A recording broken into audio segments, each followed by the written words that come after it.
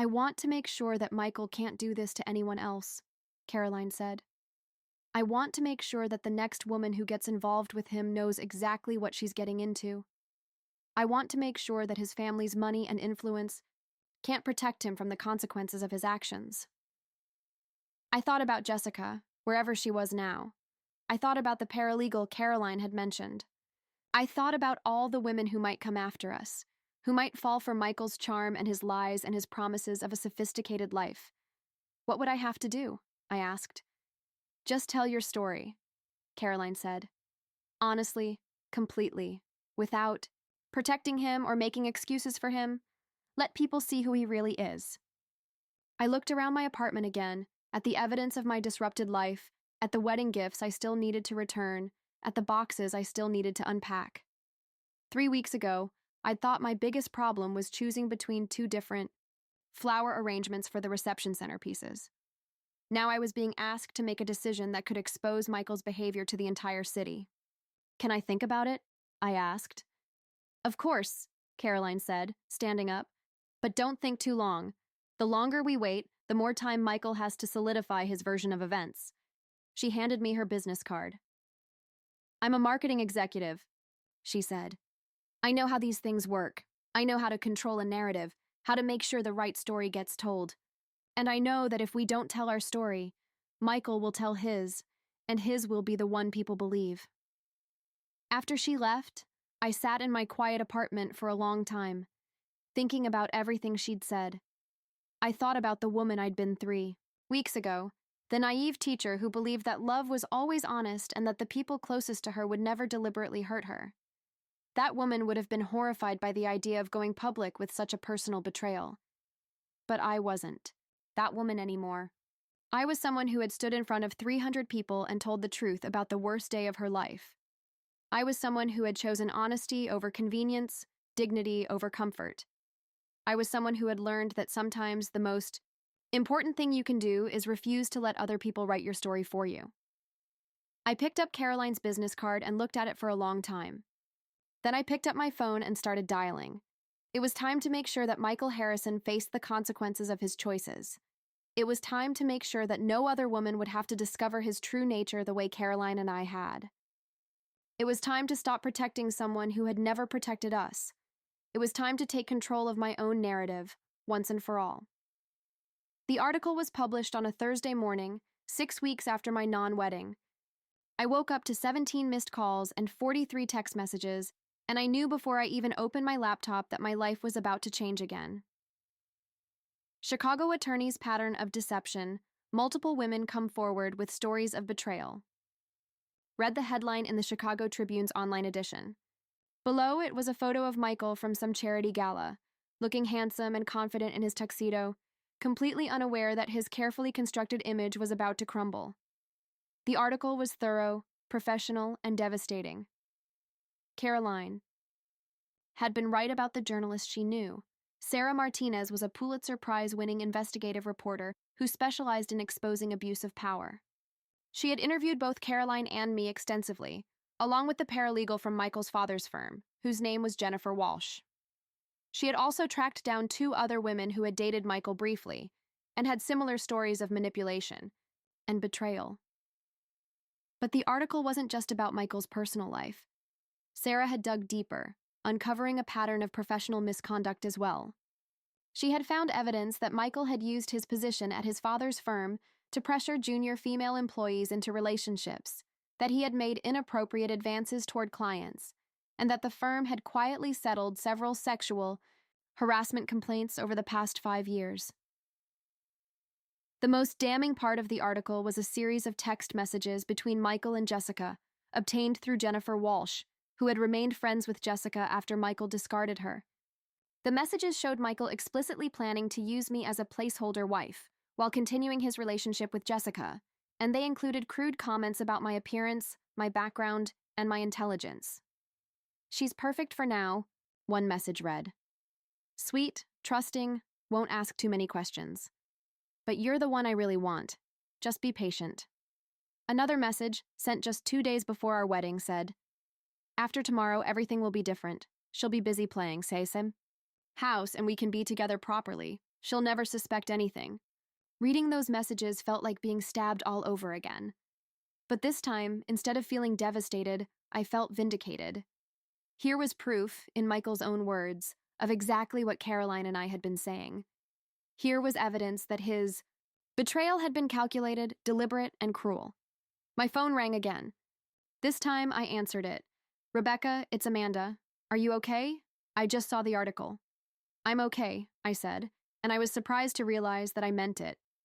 "Actually, I'm better than okay. I'm relieved." Relieved? "The truth is out there now," I said. "People know what really happened. Michael can't lie about it anymore." "But honey, this is going to be everywhere. Everyone's going to be talking about it. Are you prepared for that?" I walked to my window and looked out at the street. It was a beautiful October morning, crisp and clear, with golden leaves falling from the trees. Life was going on as normal for everyone else, but I knew that for me, everything was about to change again. "I'm prepared," I said. "I'm tired of hiding. I'm tired of being ashamed of something I didn't do. I'm tired of protecting someone who never protected me." Over the next few hours, the story exploded across social media. Michael Harrison was trending on Twitter, with hundreds of people sharing their own stories of betrayal and manipulation. The article was shared thousands of times on Facebook, with comments ranging from supportive to outraged to skeptical. But the most surprising response came from other women who had encountered Michael over the years.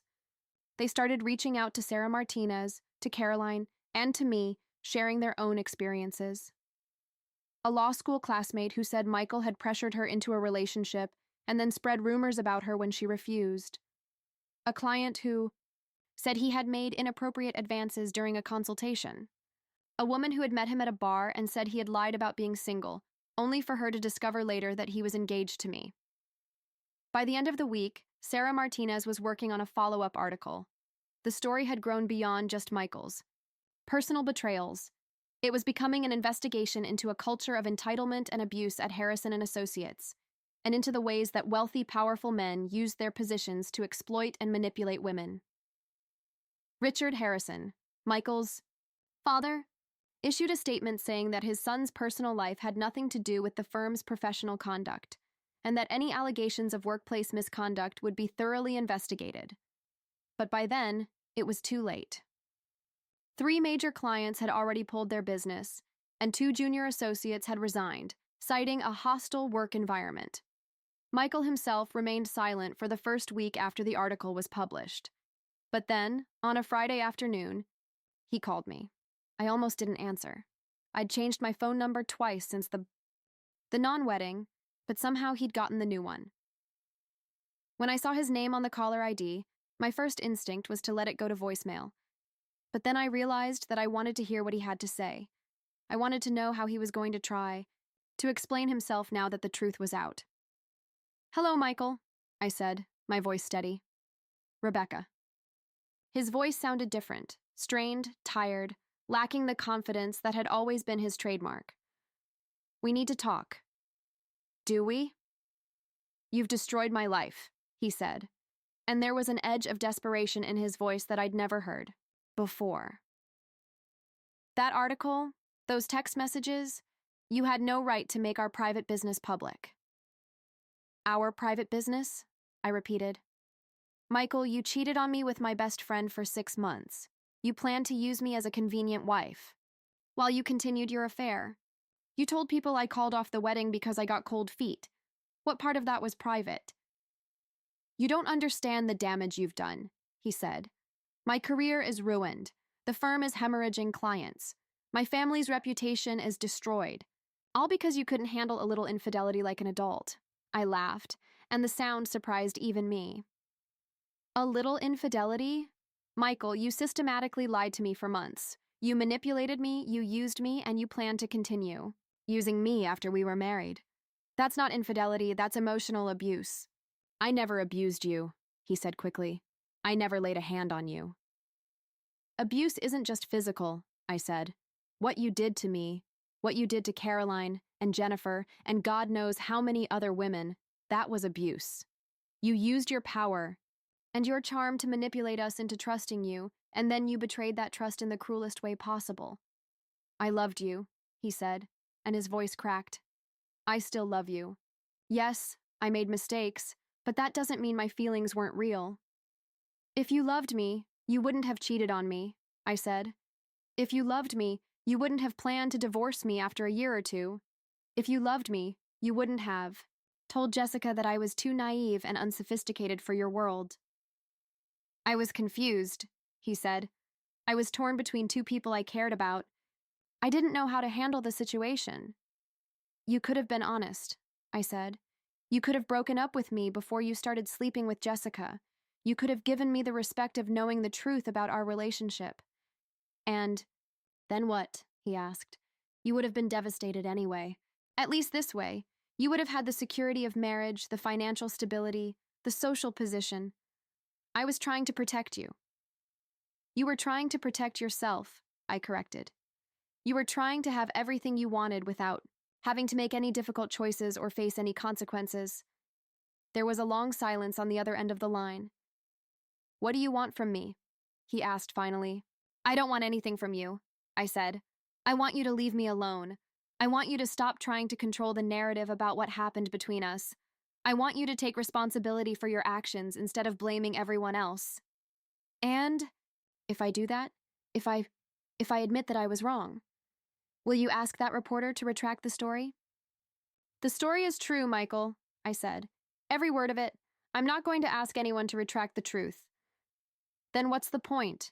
He asked, and now he sounded angry again. If you're not going to give me a chance to make this right, then why should I admit to anything? Because it's the right thing to do, I said. Because there are other women out there who deserve to know who you really are before they get involved with you. Because your actions have consequences, and you can't charm or manipulate your way out of them this time. This isn't over, he said. Yes, it is, I said. It's been over since the morning I found you with Jessica. Everything that's happened since then has just been you finally facing the truth about who you are. I hung up the phone and sat in my quiet apartment, feeling something I hadn't felt in months, peace. For the first time since this whole nightmare began, I felt like I had some control over my own story. I felt like I had stood up for myself and for all the other women Michael had hurt. My phone buzzed with a text message from Caroline. Did you see the news? Harrison and Associates just announced that Michael is taking an indefinite leave of absence. We did it, Rebecca. We actually did it. I smiled and texted back. We did. Thank you for having the courage to reach out to me. I couldn't have done this. Alone. You were never alone, she replied. None of us were. We just didn't know it yet. That evening, I finally started unpacking the last of the boxes in my apartment. As I put away my books and arranged my furniture, I realized that I was no longer trying to recreate the life I'd had before Michael. I was building something entirely new, something that belonged completely to me. I found the wedding dress in the back of my closet, still in its garment bag, still perfect and unworn. For a moment, I considered donating it to charity or selling it online, but then I had a better idea. I took the dress to a local seamstress and had it altered into a cocktail dress, shorter, simpler, but still elegant. The symbolism wasn't lost on me. I was taking something that represented broken promises and false dreams, and I was transforming it into something I could actually use. 2 weeks later, I wore the transformed dress to a charity gala for the literacy program where I volunteered. It was the first formal event I'd attended since the non-wedding, and I was nervous about how people would react to me. But as I walked into the ballroom, I held my head high, knowing that I had nothing to be ashamed of. Rebecca, called out a familiar voice. It was Mrs. Patterson, the mother of one of my former students, the same woman who had spoken up for me at the cathedral. You look absolutely radiant. How are you doing? I'm doing well, I said, and I meant it. Really well. I'm so proud of you, she said, squeezing my hand. What you did, standing up to that man, telling the truth about what happened, that took incredible courage. You're an inspiration. As the evening went on, I was approached by dozens of people who wanted to tell me similar things. Women who said my story had given them the courage to leave their own toxic relationships. Men who said it had made them examine their own behavior and commit to being better partners. Young people who said it had taught them to value themselves, enough to demand honesty and respect. I realized that by telling my story, by refusing to be silenced or shamed, I had done something more important than just exposing Michael's behavior. I had started a conversation about truth, about respect, about the courage it takes to walk away from something that looks perfect on the surface but is rotten underneath. And as I stood in that ballroom, wearing a dress made from the remnants of my broken dreams, surrounded by people who saw me as strong rather than damaged, I knew that I had finally found something worth more than Michael's sophisticated lifestyle or his family's social position. I had found my voice, and I was never going to let anyone take it away from me again. 3 weeks later, I was sitting in my empty apartment, surrounded by wedding gifts I didn't know what to do with, when the doorbell rang. I'd been living in this strange limbo since the non-wedding, trying to figure out how to rebuild a life that had been completely dismantled in the span of a single morning. The apartment felt too quiet, too empty, like a museum of the person I used to be. I'd moved out of Michael's penthouse the day after the wedding that wasn't. It had taken me exactly 4 hours to pack up 2 years of my life, my clothes, my books, my coffee maker, the few pieces of furniture that had been mine before we moved in together. Everything else belonged to the life I'd thought I was going to have, the sophisticated urban existence that Michael had created for us. Now I was back in a one-bedroom apartment in Lincoln Park, not far from the school where I taught. It was smaller than Michael's place, older, with creaky floors and windows that didn't quite close properly. But it was mine, and after everything that had happened, that felt more important than marble countertops and lake views. The doorbell rang again, more insistently this time. I wasn't expecting anyone. My parents had flown back to Seattle the week before, after staying to help me deal with the immediate aftermath of the canceled wedding. Amanda had gone back to her job in Minneapolis. Most of my friends had been giving me space, unsure of how to navigate the awkwardness of the situation. I opened the door to find a woman I didn't recognize. Tall, elegant, probably in her early 30s, with auburn hair and the kind of expensive clothes that screamed old money. She looked nervous, fidgeting with a designer handbag and avoiding eye contact. "Rebecca Thompson?" she asked. "Yes," I said cautiously. "Can I help you?" "My name is Caroline Winters," she said. "I think we need to talk." The name didn't mean anything to me, but something about her demeanor set off alarm bells. She had the look of someone carrying bad news, someone who'd been debating whether or not to ring my doorbell for the past 10 minutes. "I'm sorry, do we know each other?" I asked. "No," she said, "but we have something in common. We've both been involved with Michael Harrison." My blood went cold. "I'm sorry, what?" "Can I come in?" she asked. "This isn't really a conversation. For the hallway." Against my better judgment, I stepped aside and let her into my apartment. She looked around at the boxes I still hadn't unpacked, the wedding gifts stacked in corners, the general chaos of a life in transition. "I heard about what happened at your wedding," she said, settling into my couch. "It was all over the society pages. Prominent attorney's son left at altar." They didn't give the real story, of course. They never do. "How do you know the real story?" I asked, sitting across from her. Caroline took a deep breath. "Because I was Michael's girlfriend before you. For 3 years. And he cheated on me, too." The room seemed to tilt sideways. "What?" "Michael and I dated from 2018 to 2021, she said. "We lived together for 2 of those years. I thought we were going to get married. I thought he was the love of my life. And then I found out he was sleeping with someone else, a paralegal at his father's firm. When I confronted him about it, he told me almost exactly what he told you, that I wasn't sophisticated enough for his world, that I didn't have the right connections, that he needed someone who could help advance his career." I stared at her, trying to process what she was telling me. "You're saying this is a pattern?" "I'm saying Michael Harrison is a serial cheater who uses women until he finds someone he thinks is better, then discards them without a second thought," Caroline said. "And I'm saying you're not the first person he's done this to, and you probably won't be the last." "Why are you telling me this?" I asked. Because I wish someone had warned me, she said simply. Because I spent 3 years of my life with a man who was never serious about me, and I only found out the truth when it was too late to get those years back. Because when I heard what happened to you, I realized that Michael hadn't changed. At all. He'd just found new victims. I got up and walked to the window, looking out at the street below. People were going about their normal Saturday afternoon activities, walking dogs, carrying groceries, living their uncomplicated lives. I envied them. How did you find out? I asked. About Michael and the paralegal? The same way you found out about Michael and Jessica, Caroline said. I caught them together, in his office after hours. I'd gone to surprise him with dinner and I found them, well, you can imagine. What did you do? I confronted them, just like you did.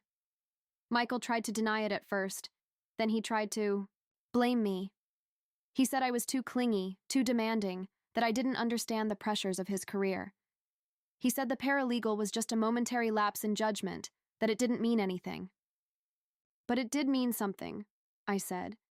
It meant he didn't respect me enough to be honest with me, Caroline said. It meant he thought I was disposable. It meant that everything I thought we had together was a lie. I turned back to face her. What happened to the paralegal? He dumped her about 6 months later, Caroline said. Apparently she wasn't sophisticated enough either. That's when I realized it wasn't about me, or about her, or about you, or about Jessica. It's about Michael. He's incapable of being faithful because he's always looking for something better, someone who can give him more of whatever it is he thinks he needs. So, Jessica, I started. Will probably be discarded too eventually, Caroline finished. Maybe not right away, since she comes from the kind of family Michael values. But eventually, he'll find someone he thinks is even better connected, or more beautiful, or more useful to his career. And Jessica will find herself exactly where you are now. I sat back down, feeling overwhelmed by this new information. Why didn't anyone warn me? If this is a pattern, if other people knew, because people don't want to get involved, Caroline said. Because Michael's family has money and influence, and most people don't want to cross them. Because society protects men like Michael, and women like us are expected to suffer in silence. But you're not suffering in silence now, I pointed out. No, she said. I'm not. Because I'm tired of watching him hurt people. Because I'm tired of feeling like I should be ashamed of what happened to me when I'm not the one who did anything. Wrong. We sat in silence for a moment, two women who had been betrayed by the same man, trying to figure out what that meant. There's something else, Caroline said finally. Something I think you should know. What? Michael's been telling people that you called off the wedding because you got cold feet. He's been saying that you couldn't handle the pressure of marrying into his family, that you realized you weren't cut out for his lifestyle. He's making himself look like the victim. Anger flared in my chest, hot and immediate. He's lying. Of course he's lying, Caroline said. That's what he does. He rewrites history to make himself look better. When he broke up with me, he told everyone that I was too needy, that I couldn't handle his success. It took me months to set the record straight with our mutual friends. So what do I do about it? I asked. You tell the truth, Caroline said. You don't let him control the narrative. You don't let him make you the villain in a story where you're actually the victim. I already told the truth, I said. At the church, in front of 300 people. But those 300 people aren't the only ones who matter, Caroline said. Michael moves in circles where reputation is everything. If you don't defend yourself, his version of events will become the accepted truth. I thought about this. I'd been so focused on healing from the betrayal, on figuring out how to move forward with my life, that I hadn't really considered the long-term implications of Michael's lies. But Caroline was right. In his world, perception was reality.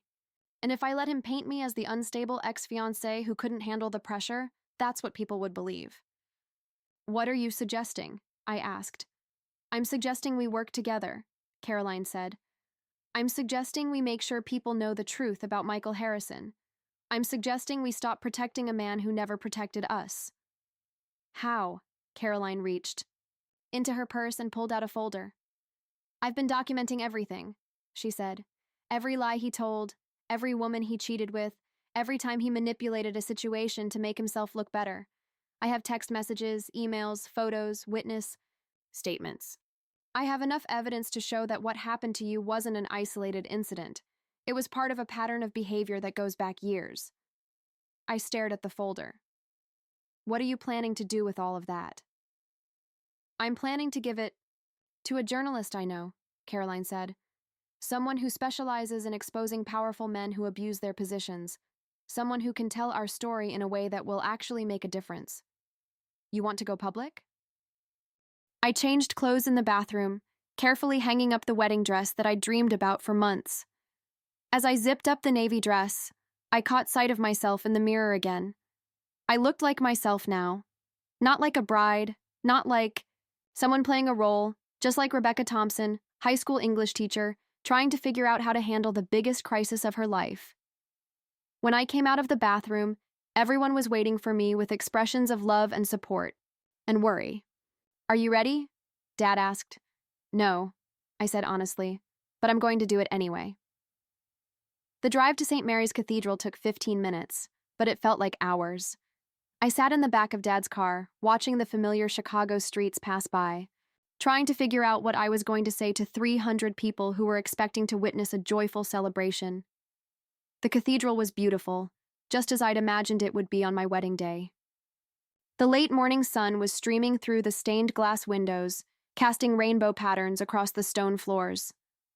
White roses and baby's breath decorated every pew, and the altar was draped in ivory silk. It looked like a fairy tale setting, which made what I was about to do even more surreal. The guests were all seated, dressed in their finest clothes, chatting quietly and checking their phones for the time. I could see Michael's grandmother in the front row, wearing the pearls she'd given me and looking radiant with anticipation. I could see my college friends scattered throughout the middle section, some of whom had flown in from across the country. I could see my former students and their parents, my teaching colleagues, my neighbors from the apartment building where I'd lived before moving in with Michael.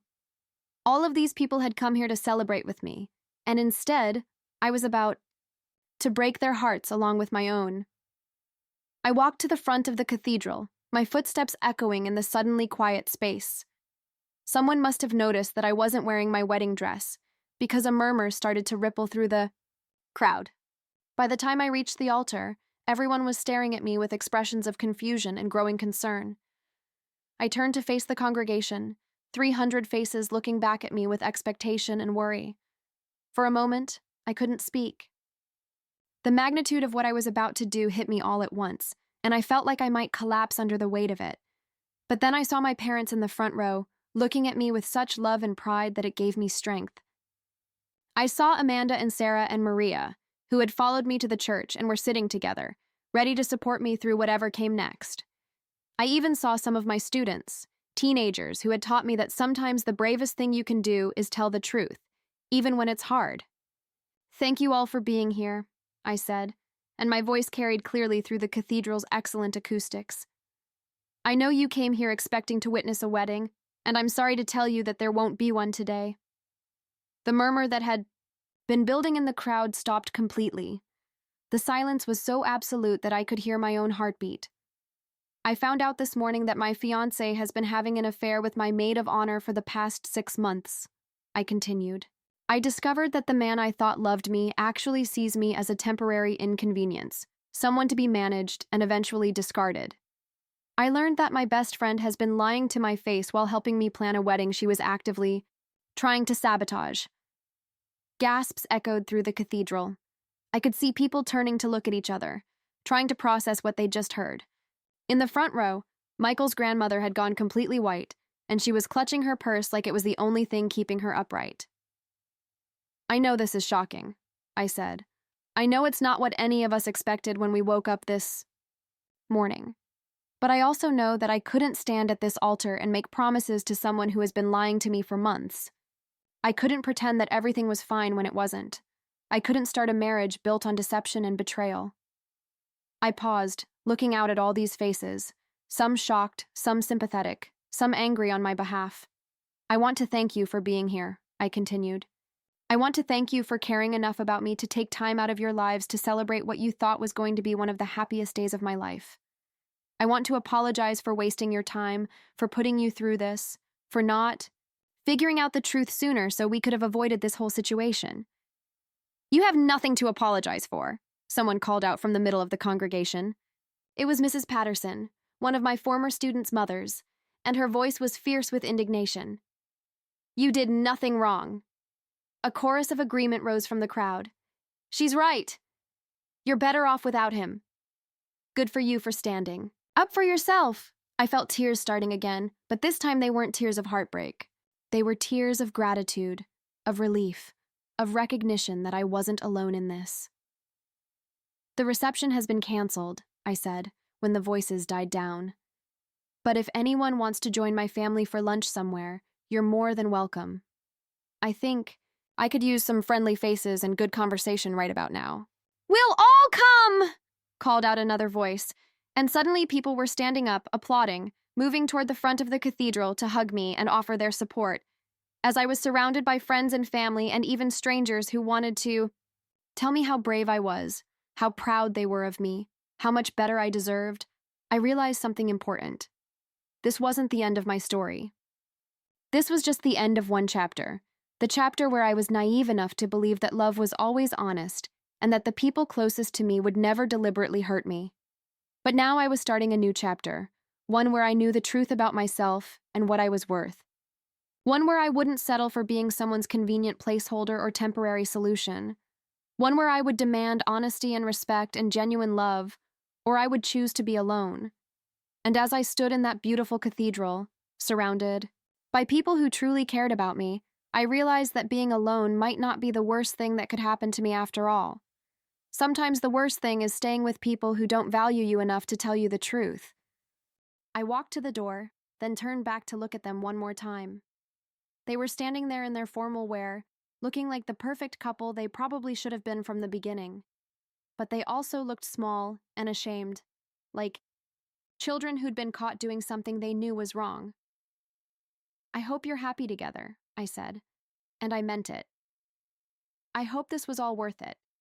But I also hope you remember this moment, because this is what it looks like when your choices have consequences.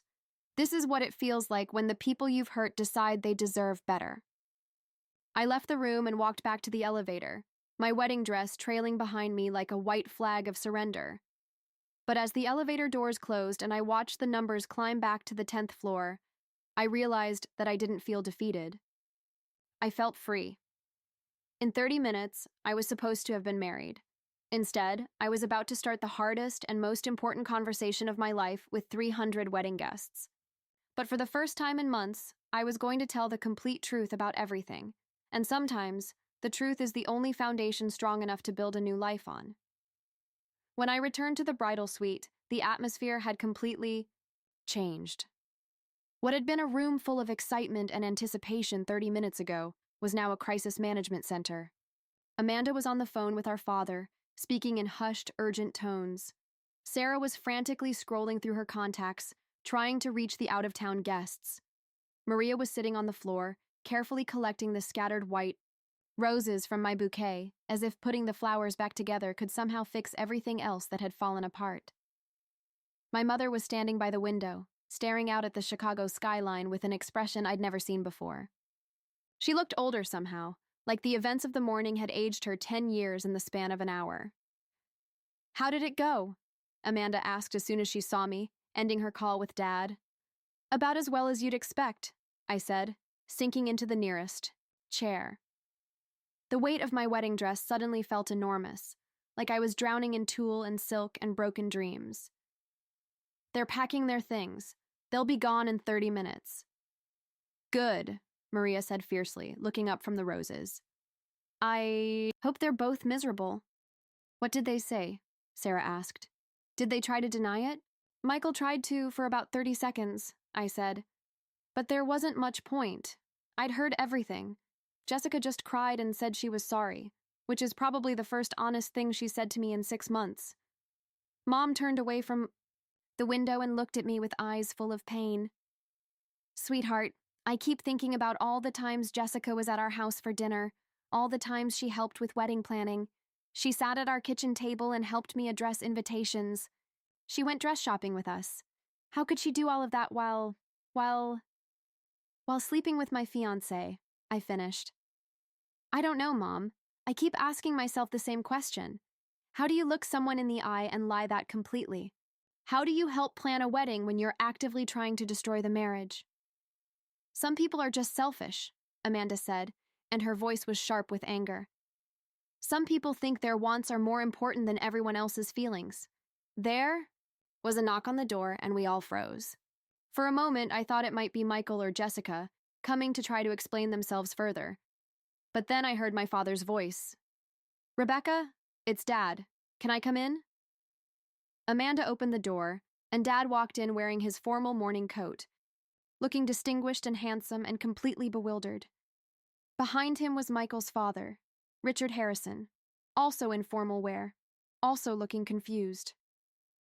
Girls, Dad said, and his voice was gentle but strained. Richard and I need to understand what's happening. The guests are starting to arrive at the church, and we've got vendors asking questions, and he trailed off as he took in the scene. Me in my wedding dress with mascara streaks down my cheeks, the scattered roses on the floor, the general atmosphere of devastation. Oh, sweetheart, he said, crossing the room to hug me. Amanda told me what happened, but I can barely believe it. Michael and Jessica? Are you sure? I'm sure, Dad, I said, leaning into his familiar embrace. I heard them talking. There's no mistake. Richard Harrison cleared his throat awkwardly. He was a distinguished man in his 60s, with silver hair and the kind of commanding presence that came from 30 years of running a successful law firm. I'd always liked him. He'd been kind to me, welcoming me into the family despite my humble background. But now he looked uncomfortable, like he was trying to solve a problem that had no good solution. Rebecca, he said carefully, I'm not questioning what you heard, but is there any possibility that you might have misunderstood? Sometimes conversations can sound different when you're only hearing part of them, and wedding day stress can make us interpret things in ways that, Mr. Harrison, I interrupted, and my voice was firmer than I expected. Your son told my maid of honor that I was too naive and unsophisticated for his world. He said he was only marrying me to avoid the embarrassment of calling off the wedding, and that he planned to divorce me in a year or two so he could be with her properly. He said I was too trusting to ever figure out what they were doing. There's no misunderstanding that. Richard's face went pale. He said that? He said that. And Jessica was there? They've been having an affair for 6 months, I said, while she was helping me plan this wedding, while she was pretending to be my best friend. Richard sat down heavily in one of the chairs, looking like he'd been punched. I don't understand, he said. Michael loves you. I've seen the way he looks at you. And Jessica, she's such a sweet girl. I can't believe either of them would do something like this. People aren't always who we think they are, Mom said quietly. Sometimes the people we trust most are the ones who hurt us deepest. Dad was still holding me, and I could feel his anger radiating through his formal jacket. What do you need us to do, sweetheart? He asked. How can we help? We need to tell the guests, I said. There are 300 people at St. Mary's Cathedral right now, waiting for a wedding that isn't going to happen. We need to figure out how to handle that. I'll take care of the church, Richard said immediately. I'll go over there and make an announcement. I'll explain that the wedding has been called off due to unforeseen circumstances. No, I said, and everyone looked at me in surprise. I need to do it myself. Rebecca, you don't have to put yourself through. That, Dad said. You've been through enough today. Let Richard handle it, or I can do it, or I need to do it, I repeated. These people came here for me. They took time off work, they bought plane tickets, they got dressed up and came to celebrate what they thought was going to be the happiest day of my life. They deserve to hear the truth from me, not some vague explanation about unforeseen circumstances. Honey, are you sure? Mom asked. That's going to be incredibly difficult, standing up in front of all those people and explaining. What happened? It's going to be the hardest thing I've ever done, I admitted. But I need to do it. I need to look them in the eye and tell them the truth. I need to thank them for coming, and I need to apologize for wasting their time. And I need to make sure they understand that this isn't about cold feet or wedding day jitters. This is about the fact that the man I was going to marry has been lying to me for months. Amanda squeezed my hand. If you're sure that's what you want to do, we'll support you. But you don't have to do it alone. We'll all be there with you. Actually, I said, I think I need to do this part alone too.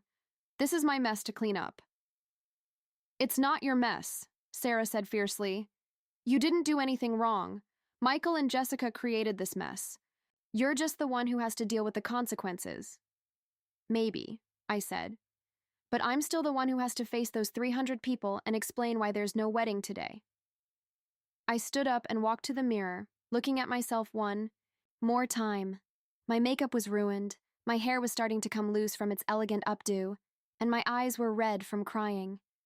I looked like exactly what I was, a bride whose world had just fallen apart. I need to change clothes, I said. I can't go to the church in this dress. It would be I don't know, too much. I brought a backup outfit, Maria said, jumping up from the floor. Remember? You asked me to pack something comfortable in case you wanted to change before the reception. It's in the garment bag. She pulled out a simple navy blue dress, the kind of thing I might wear to a business meeting or a nice dinner. It was elegant but understated, appropriate but not celebratory, perfect for the worst conversation of my life. This is insane, Michael, Jessica was saying. I'm supposed to be her maid of honor. I'm supposed to be standing next to her in 20 minutes while she marries you. How am I supposed to do that knowing what we've been doing? The same way you've been doing it for the past 6 months, Michael said, and I could hear the coldness in his voice now, a tone I'd never heard him use with me. You smile, you play your part, and you keep your mouth shut. After today, everything changes anyway. 6 months. They'd been doing this for 6 months. I felt like I was going to be sick. My legs were shaking so badly I had to lean against the wall for support. This couldn't be happening. Not today. Not ever. Not with Jessica, my best friend, the person I trusted more than anyone in the world. Not with Michael, the man I was supposed to marry in less than 20 minutes. I can't do this anymore, Jessica said, and I could hear tears in her voice. I love you, Michael. I've loved you since the day Rebecca introduced us. But this is killing me. Watching her plan this wedding, watching her be so happy, knowing that I'm the reason it's all a lie.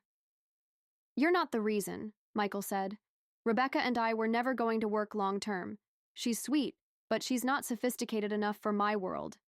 She doesn't understand business. She doesn't know how to navigate society events. She doesn't have the connections I need for my career. You do. You've always been the one I should have been with. I pressed my hand to my mouth to keep from making a sound. Every word was like a knife twisting in my chest. All those times Michael had told me he loved me exactly as I was, that he didn't care about my background or my lack of connections, it had all been a lie. Then why are you marrying her? Jessica asked. Because I already proposed, Michael said, and I could hear the frustration in his voice. The invitations went out, the deposits were paid, my family is expecting this wedding. It would be a disaster to call it off now, but after we're married, things will be different. Rebecca will be busy with her teaching, and you and I can continue. What we've started, she'll never have to know. You want me to be your mistress, Jessica said flatly. I want you to be patient, Michael replied. Give it a year, maybe 2, then I'll find a reason to divorce her. Irreconcilable differences, growing apart, whatever. By then, enough time will have passed that no one will be surprised, and then you and I can be together properly. I couldn't listen to another word. I turned and ran down the hallway as quietly as I could in my wedding dress, my heart pounding so hard I thought it might burst. I made it to the stairwell before the tears started, great gasping sobs that echoed off the concrete walls. Everything I thought I knew about my life was a lie. My fiancé didn't love me. He saw me as a temporary inconvenience, someone to be managed and eventually discarded. My best friend had been sleeping with him for 6 months, pretending to help me plan a wedding while secretly planning to destroy my marriage from the inside. I sat down on the stairs, not caring that my dress was getting wrinkled, and tried to process what I'd just heard. In 15 minutes, I was supposed to walk down the aisle of St. Mary's Cathedral. 300 guests were waiting for me. My parents had flown in from Seattle. Michael's entire family was there, including his grandmother who'd given me her antique pearl necklace to wear as my something old. What was I supposed to do? How do you call off a wedding 15 minutes before it starts? How do you tell 300 people that the groom and the maid of honor have been having an affair? How do you explain that everything they thought they knew about your perfect love story was a carefully constructed lie? But even as these questions raced through my mind, I knew what I had to do. I couldn't marry Michael. Not now, not ever. Not knowing what I knew. I couldn't stand at that altar and promise to love and honor a man who saw me as a placeholder, a temporary solution until he could be with the woman he really wanted, and I couldn't pretend that Jessica was still my friend. The betrayal cut deeper than anything Michael had done, because I'd trusted her completely. She'd been the one person I thought would never hurt me, and she'd been lying to my face for 6 months. I stood up, smoothed down my dress, and walked back to the elevator. I had a wedding to stop, a life to rebuild, and a future to figure out. But first, I had to find the courage to face the truth, no matter how much it hurt. The elevator doors opened, and I stepped inside, watching the numbers climb back to the 10th floor. In a few minutes, I would have to tell my bridesmaids, my family, and 300 wedding guests that there would be no ceremony today. But as the elevator rose, I felt something unexpected. Relief. For the first time in months, maybe years, I was about to tell the truth. And sometimes, the truth is the only thing that can set you free. When the elevator doors opened on the 10th floor, I stood there for a moment, staring at the familiar, burgundy hallway that had felt like home just an hour ago. Now it felt like a crime scene, the place where my old life had officially ended. I could hear laughter coming from the bridal suite, my sister Amanda's distinctive giggle probably, at something Maria had said. They had no idea that in the next few minutes their world was about to be turned upside down too. I walked slowly down the hallway, my wedding dress trailing behind me like a ghost of the future I'd thought I was going to have.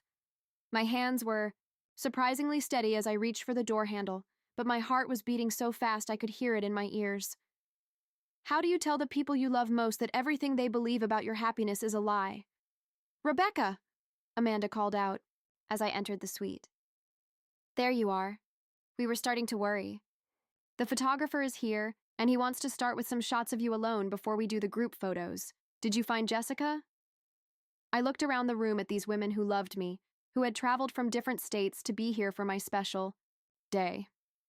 Amanda, my younger sister, who had always looked up to me and thought I was living a fairy tale with Michael. Maria, who had been so excited to be part of a real society wedding after years of struggling to make it as an artist in New York. Sarah, my cousin, who had brought her 2 daughters to be flower girls because she wanted them to see what a perfect wedding looked like. And then there was my mother, who had just walked in from the adjoining room where she'd been helping the flower girls with their dresses. Mom looked radiant in her navy blue mother of the bride dress, her silver hair perfectly styled, her eyes bright with pride and joy. She'd been planning this day almost as much as I had, calling me every week with new ideas for the reception, new suggestions for the honeymoon, new dreams for the grandchildren she hoped Michael and I would give her.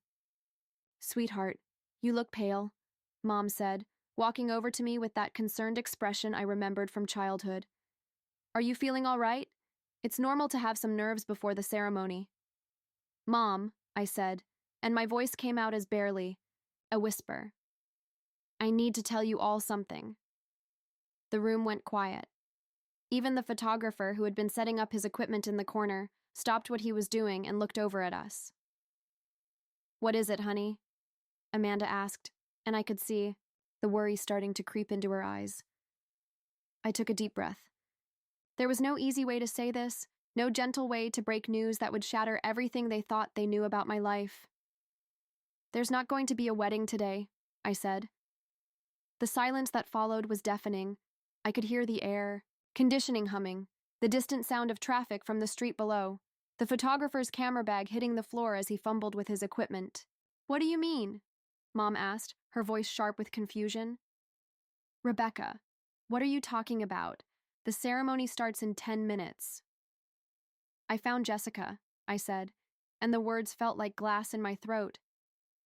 "She's with Michael, in his hotel room. They've been having an affair for 6 months. The reaction was immediate and devastating. Amanda gasped and covered her mouth with her hands. Maria dropped the bouquet she'd been holding, and white roses scattered across the carpet. Sarah sank into the nearest chair, her face going white. But it was my mother's reaction that broke my heart the most.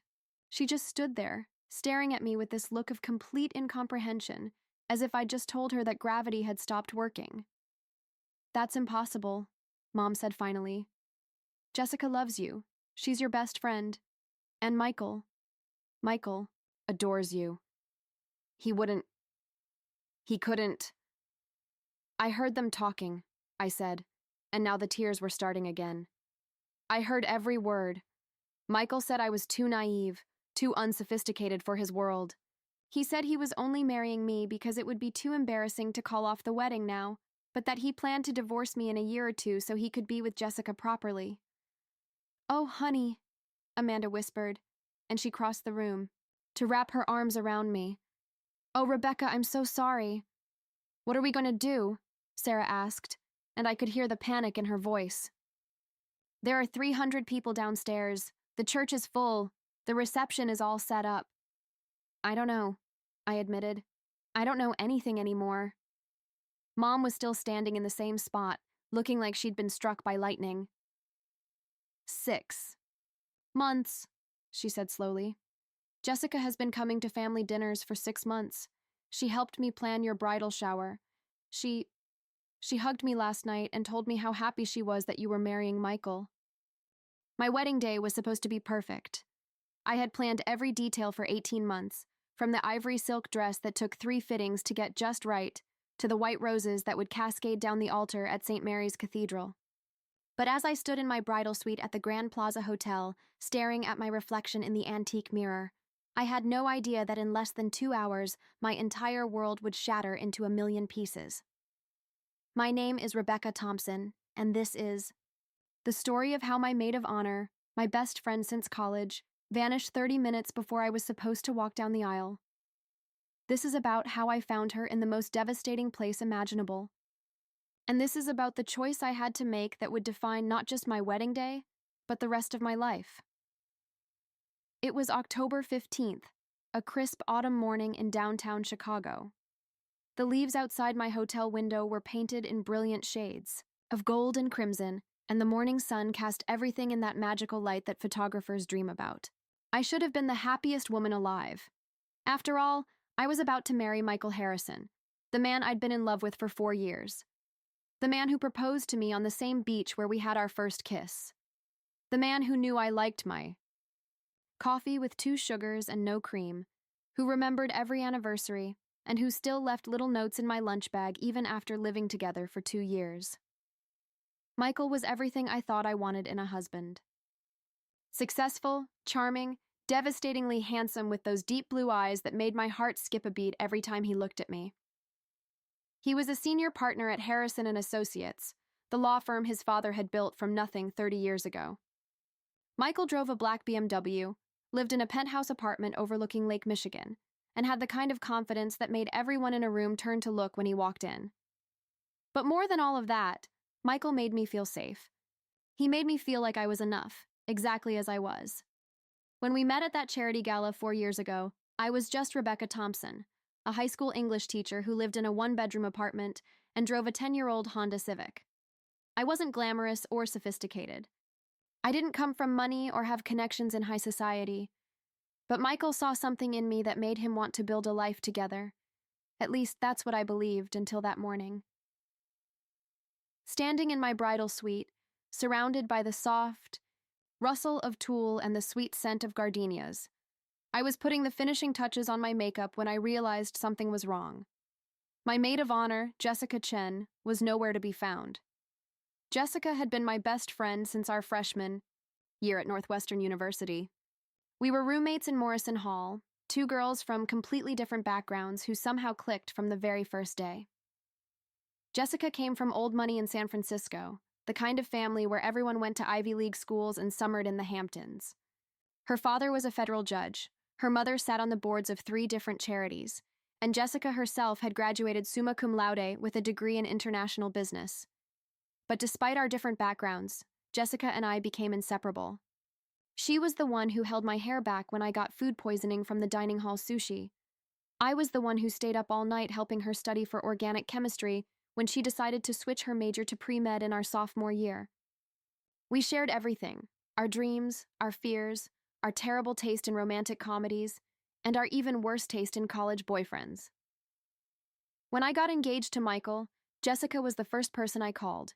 She screamed so loud over the phone that her neighbors complained to building management.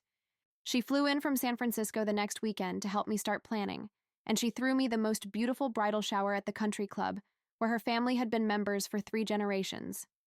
Jessica was supposed to be standing next to me in exactly 30 minutes, wearing the dusty rose dress we'd picked out together at that boutique in River North. She was supposed to hold my bouquet during the ceremony and make sure my train didn't get tangled when I turned to face Michael. She was supposed to give the maid of honor speech at the reception, the one she'd been working on for weeks and had practiced for me at least a dozen times, but Jessica was nowhere to be found. "Has anyone seen Jessica?" I asked my other bridesmaids, trying to keep the panic out of my voice. There was my sister Amanda, who was adjusting the straps on her dress for the 3rd time, my cousin Sarah, who was touching up her lipstick, and my college friend Maria, who was helping my flower girl practice walking in a straight line. I thought. "She went to get coffee," Amanda said, not looking up from her reflection in the mirror. "That was like an hour ago." "She said she had to take care of something," Maria added. "Something about making sure all the flowers were perfect for the ceremony." I felt a small knot of worry forming in my stomach. Jessica was many things: brilliant, funny, sometimes a little scattered when she was stressed, but she was never late for important events. She was the kind of person who showed up 15 minutes early to everything, who had backup plans for her backup plans, who would never just disappear without explanation. I tried calling her cell phone. It went straight to voicemail. "Hey, it's Jess. You know what to do." "Beep? Jessica, it's me. Where are you? We need to start getting ready for photos in 20 minutes. Call me back." I tried texting her. No response. The knot in my stomach was getting tighter. I looked at myself in the mirror, trying to stay calm. My makeup was perfect. The makeup artist had done an incredible job making my green eyes look larger and more dramatic than usual. My hair was swept up in an elegant chignon with small white flowers woven throughout. The dress fit like it had been made for me, which it practically had been after all those fittings. But something felt wrong.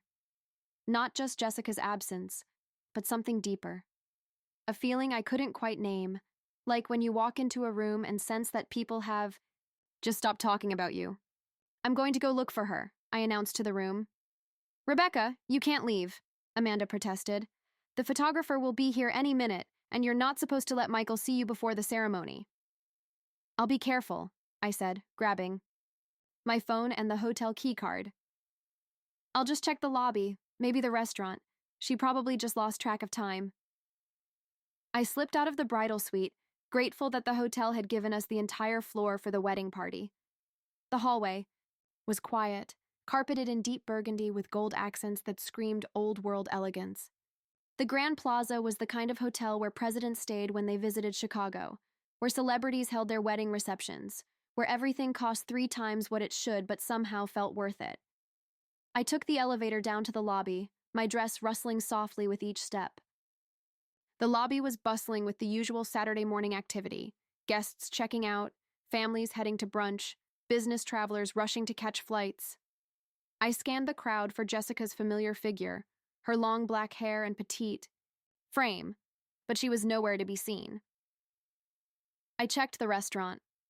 Not there. I checked the coffee shop. Not there either. I was starting to feel genuinely worried now. This wasn't like Jessica at all. She knew how important this day was to me. She knew how nervous I'd been about everything being perfect. She would never just disappear without explanation, especially not 30 minutes before the ceremony. That's when I remembered that Michael and his groomsmen were staying on the 8th floor, just 2 floors below the bridal suite. Maybe Jessica had gone to check on something with the flowers or the boutonnieres. Maybe she was coordinating some last-minute detail that I didn't know about. I took the elevator to the 8th floor, my heart beating a little faster.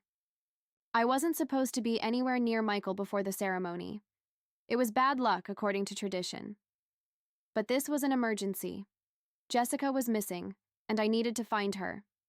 The 8th floor was laid out exactly like the 10th floor where the bridal party was staying. Long hallway, burgundy carpet, gold accents. But this hallway was quieter, almost eerily so.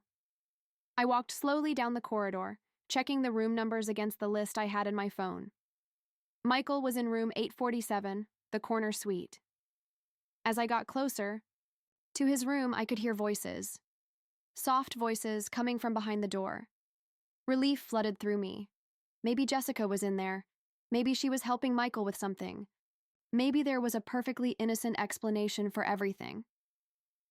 I raised my hand to knock on the door, but something made me stop.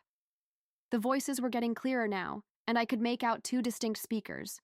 One was definitely Michael. I'd know his voice anywhere, that deep baritone that had whispered, "I love you" in my ear 1,000 times, but the other voice was female. Soft, familiar, speaking in the kind of intimate tone that made my blood run cold. "We can't keep doing this," the female voice was saying. "She's going to find out eventually." "No, she won't," Michael replied. "Rebecca doesn't suspect anything. She's too trusting, too naive. She believes everything I tell her." My hand froze halfway to the door. That female voice, I knew that voice. I'd heard it laugh at 1,000 inside jokes, sing off-key in the car during road trips, practice, maid of honor speeches in my living room. It was Jessica.